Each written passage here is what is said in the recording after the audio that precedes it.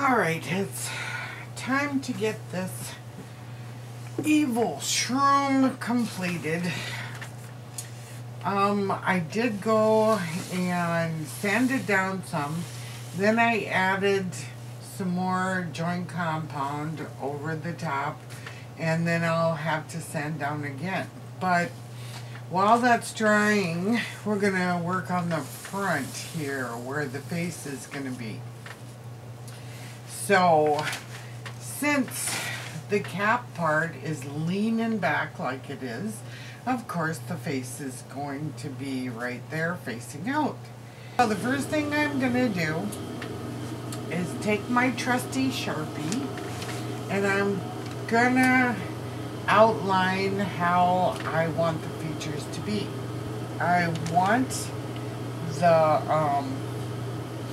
the eyes to be going up and his forehead coming down so it gives him an evil look. So we'll start up here and I'll draw this down and go up on this side and do the same thing, and I hope my arm's not in the way.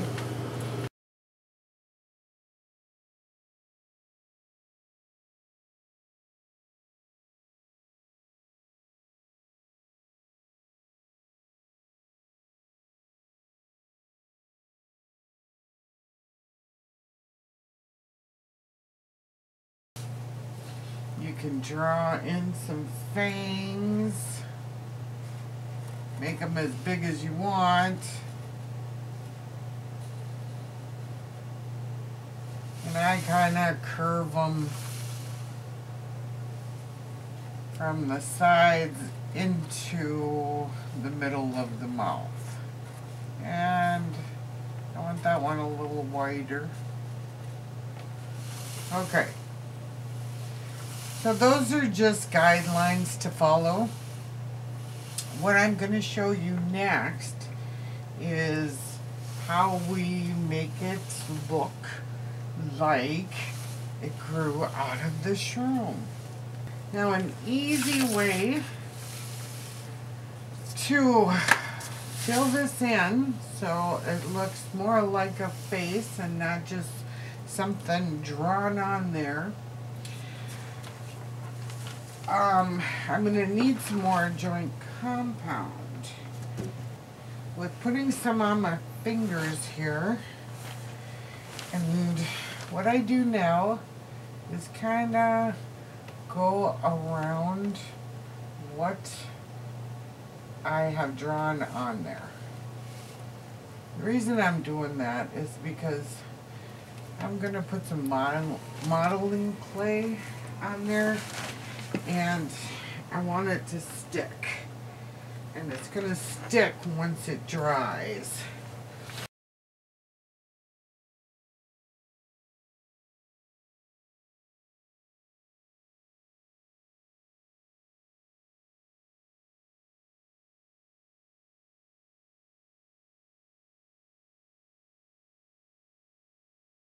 Taking out these puppies because when I start working with modeling clay, I need my bare fingers.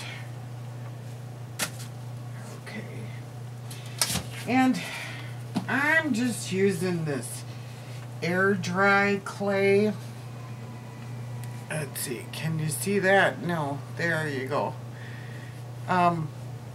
It's Crayola. So it's in the children's section, I guess. It says no baking and dries hard. So, you can use it for a lot of things. I take some of it in my hands and, let's see if you can see this, and I roll. Because what I want to do is make a long, what would you call it, a log, and you want it so it's not real thin and breaks apart, but you don't want it too thick either. And you can do it on the table roll it between your fingers and the table. So that's what I'm gonna do right now. And it would be really good if you had the same width all the way through this log or whatever you want to call it. I don't know. There's probably a good word for that, but it escapes me right now. Okay. Getting that little log going. And I'm going to take it and fold it in half so I can see where the half mark is. That's going to be where the bottom of the forehead comes down.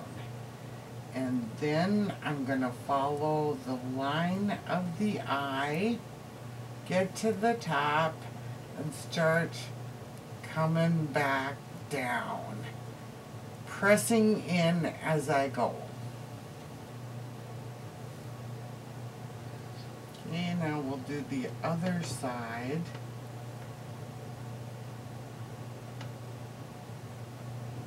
I kind of want it pointed. Okay.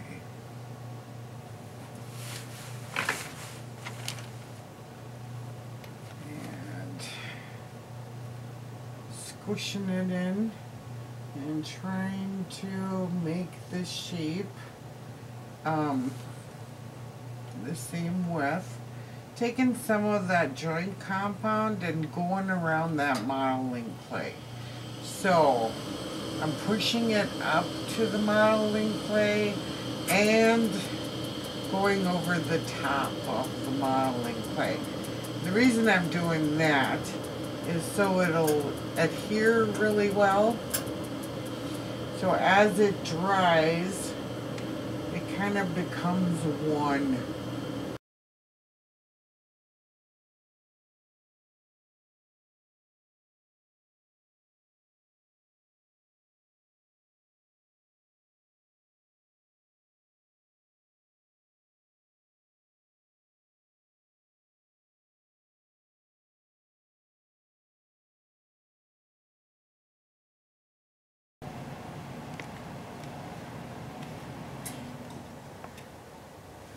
Okay, I don't know what happened, but the camera quit on me.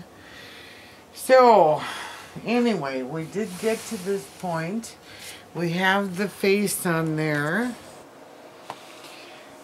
Okay, now he's dried and I've sanded some on the cap of the mushroom, and now all that's left to do is put some paint on him. I would suggest to put a base coat on him, making sure that everything is covered, and then you can go with whatever colors you decide. And if you want to add some moss to the bottom, you can do that. Just glue that on there.